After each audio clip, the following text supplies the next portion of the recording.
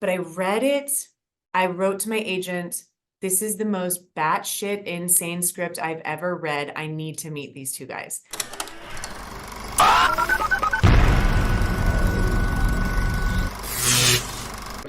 Hi, I'm Kristen Maldonado from Pop Culture Planet. It's so great to meet you. How you doing? I'm good. I'm D'Arcy Carden from The Gutter. Doing well. How are you? Good. I'm great. I gotta say, this movie was so funny. Like, I was dying, and I wanted to start out by asking sort of like, what was the inspiration for The Gutter? Like, how did you guys come up with this crazy concept? Honestly, like it just came from me and Isaiah and our third friend Reza would just go bowling on like we'd go to one particular alley on cheap bowling night, and it was always us and then gang members, and then Isaiah always pointed out there was always a birthday party too. So it was gang members and birthday parties. And we were kind of just in my head, I was like, it would just be so funny to see a gang member become like the face of bowling. And then the more I thought about it, I was like, I don't know if people are gonna laugh at like a Crip being like the best bowler in the world. So we're like, what's the second best to gang member? Our cousin Walt. And so I just rewrote it as our cousin, and then it kind of just like unlocked itself from there. And Isaiah signed on to direct it, and we just kind of just went balls to the wall, like no pun intended. Just kind of like we're like, what can we do that's crazy? And this is the movie. And by the way, this is the less crazy version of what the movie was, by the way. There is a crazy version. Absolutely. We're gonna be like, unlock the final cut, the director's cut. That's so funny that you guys like, took inspiration from your own family, and like, what does your cousin think about like the fact that he was an inspiration for this character? I mean, from everything I can tell, he likes it. He did post on we shared a post about a screening we're doing in a few days, and he did write, "I need my own copy" underneath the post. My aunt, his mother, was like, "Me and Walt need to see this ASAP." Like they're into it. Yeah. I mean, I would be happy too if Shameik Moore was playing me in a movie. Yeah, pretty good. And speaking of that, I wanted to ask about the dynamic between Shameik and D'Arcy. They are so perfect together. I was like, I don't think there's a more iconic duo than Walt and Skunk. They are hilarious. Great. And I was wondering, how did you build that dynamic with Shameik? And like, you guys just had such a great chemistry Oh, together. I'm so happy to hear that. It was really easy, actually. Shameik is wonderful. I wish he was here right now. He's so fun to play with. We had done a movie together years ago, just a couple days together, but had really clicked on that. We did some movie in Canada where he was the star of it, but I just came in for a couple days. So when we did this, we knew each other just a little bit, which kind of helped. But I think we just decided to go for it. Honestly, like the second we got on set, this is a small little indie movie. We didn't have rehearsals. We didn't have like tons of warm up time. It was like a run and gun situation. So the second we got on set, it was kind of like, okay, jump into the first scene. And yeah, I think we just sort of like, this is going to sound silly, but it's almost like we clicked brains. We melded our brains, and we were like, okay, for the next month, this is every day. We're going to be in scenes together every day. Let's really go for it. So I think we both felt like protected and supported by each other, and like we had each other's backs. And comedy can be a little vulnerable, and it's sometimes like scary to go for it. And I think the Lester brothers, Isaiah and Yassir, really created this sort of warm and comfortable set where comedy could really bloom. That sounds cheesy, but that is what it was. It was like, it really felt you could kind of try anything because they were non-judgmental and surrounded themselves with people that they were excited to work with. So it just felt really free. It felt really free and fun and like a go for it environment. And I heard that there was a lot of room for improv in this film. I was wondering if you could tell us a little bit about, what that was like, if you had any favorite moments where you're just like, I can't believe they put that in the movie.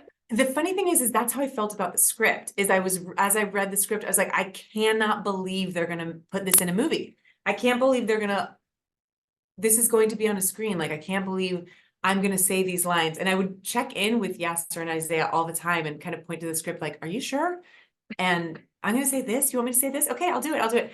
But so that was already the vibe, is like anything goes, and understanding what the sense of humor was and what we were trying to do and trying to say with this movie. So the improv stuff came pretty easily and pretty it was welcome and fun, and it was sometimes just to like loosen us up. I think like I the thing that pops into my head is um an actor, a great improviser, an actor named Paul Scheer came on. He was one of the bowlers. He like one of the, a lot of, by the way, a lot of incredible actors came in to just do like one scene or one day, and which is like a testament to the Lester brothers and how beloved they are.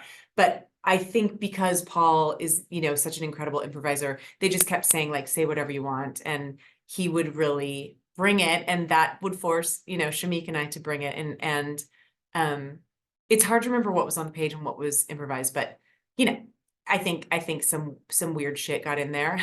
There are many, many, many scenes like that. But one I go back to that I think about a lot and I see in the cut every single time is them arguing at the bowling alley and them fighting when he's bowling poorly. That was all them. Like we didn't write a single word of that. Oh, And it's so funny. Like the way they were fighting back and forth, like that was just them doing their thing. So we definitely let room for that. We let room for alts, just to keep the comedy like you don't want it to get stale even on set. Like you want to make it feel fresh even on like you're breathing fresh air every single time you're doing something on set. Well, and to piggyback off what Isaiah's saying, like I think that we just both come from a mindset of like just the best joke wins. So it's like whether we wrote it, whether Isaiah wrote it, whether it was me and improvised line, whatever. Like that's who wins, And to Isaiah was pointing out too, that scene was supposed to happen under like a music montage. We were never supposed to hear what they were saying, but they were just being so psychotic to each other. We're like, we actually like should be playing with this. There's a scene with actor Tony Baker later on that truly he had one line he was supposed to say, and he was so crazy we just let him talk to Susan Sarandon for like another 3 minutes and whittled it down. Like, I mean, like it's truly we just and I think a lot of directors say like, oh, we just gotta let them do their thing, and then they just revert back to what they originally wrote.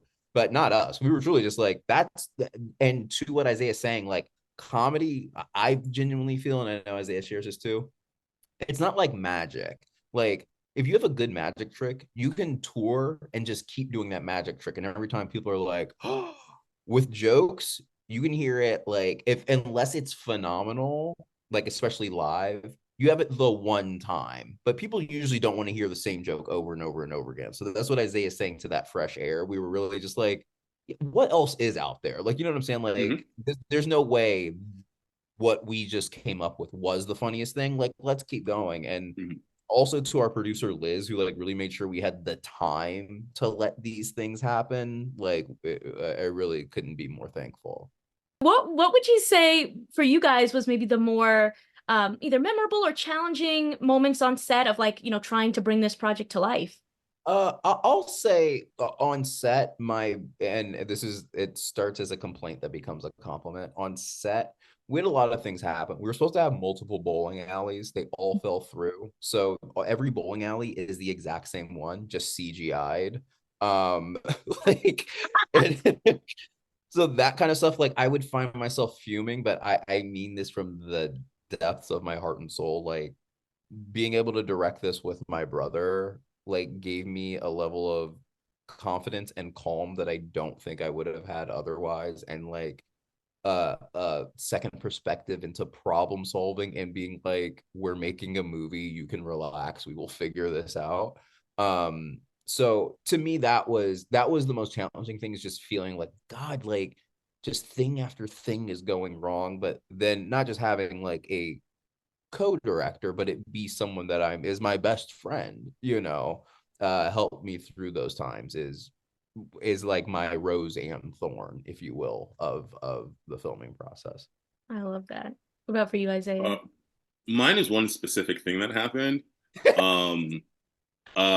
We were filming the Paul Reiser interviewing Walt and Skunk scene outside, and we thought like I felt like every single time I told our producers, I walk over to our producer and our associate producer, we Daisy Green and Liz, and I'd be like, feels like a short day. I think we're gonna get out of here early today.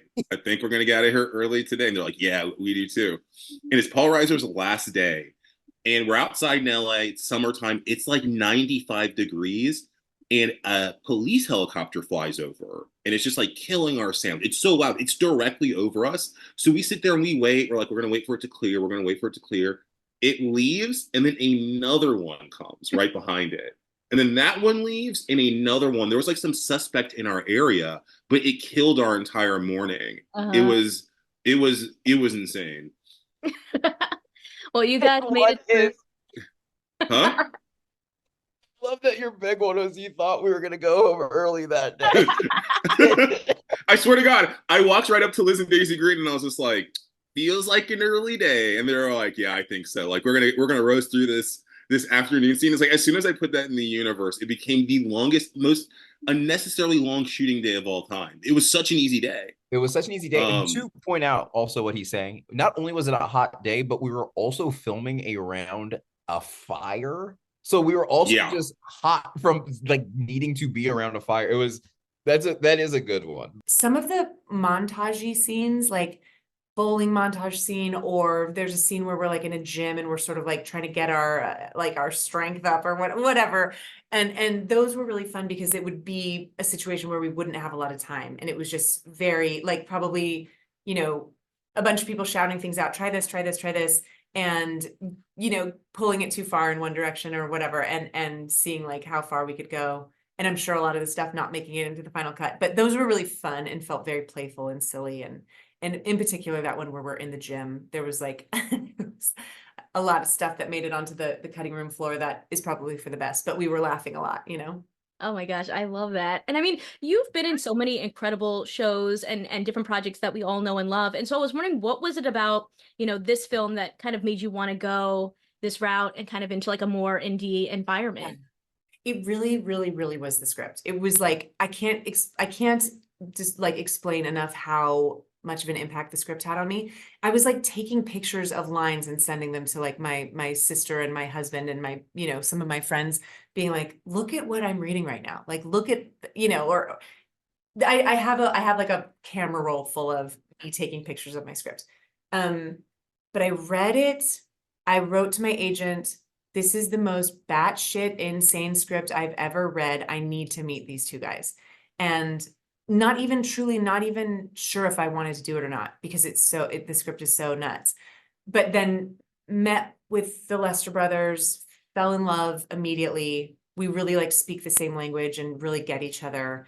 And it was kind of like written in the stars. It was just like, I have to do this. I can't, nobody else, it has to, like the thought of someone else doing it made me like ill. I was like, I have to do it. I have to do it. And, doing an indie movie like this, like there's no guarantee that anyone will even see it. But even that feeling, like even on the day we wrapped, looking back on it and thinking like, if no one ever sees this, will it have been worth it? And the answer was 100% just for the experience. It was just so lovely. Every day was good. Every single day was good. Oh, that is so fun. I feel like that's such a great energy to have.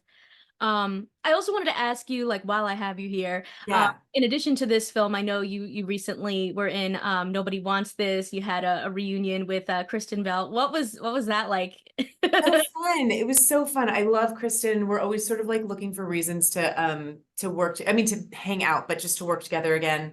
And I think we'll kind of continue to do that until the day we die. Whoever dies first. I don't know who's gonna die first, and that's not for me to know. But it was so fun. It was just so fun, and getting to meet the rest of her cast, some of which I knew, some of, I didn't know Sherry Cola, I didn't know Justine. It was really fun to get to know these new people. Funnily enough, I had met Adam Brody on the set of The Gutter. Yes, it's he's in that as what I mean? well. Like so that was a very fortuitous, it was nice to have had that meeting already. And it just was lovely. It was really fun. And this show turned out so great, of course. And I knew from the second Kristen told me she was doing a romantic comedy with Adam Brody that it was going to be the most watched thing I'd ever seen. Like everybody wants that. No, I mean, nobody wants this, but everybody wants that. Exactly. Actually, I think now thinking back, that's hilarious that you kind of have that like little collaboration of I know. those projects all together. It's And so he's funny. really the catalyst for you guys in this movie, Adam Brody, of, I know. getting you out there to get Totally. the pro bowling. It is a small but mighty role. That is, I mean, there's a lot of those in this, but that he really does, he's the reason everything happens. And that was also day one. That was our day one. So we were all a little nervous.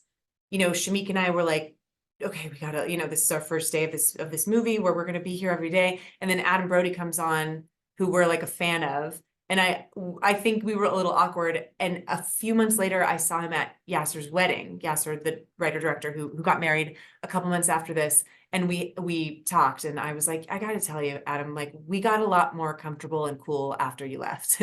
We were you saw our most awkward moment. And he was like, oh, I felt awkward. I was coming in new. Like, it's so funny being your first day on any set is just like it takes a minute to settle in. I hear you. I hear you. Well, I'm telling you, I want to see a gut or two when you guys go up against all the other people. I know. It really does. That end really does set up for some more, which we'd all be down. Well, you guys really killed this movie. I loved it. I want to thank you so much for your time and congratulations. Thank you. So nice to meet you. Thank you very much. Consider subscribing if you like this video and get even more entertainment news at popcultureplanet.net. See ya!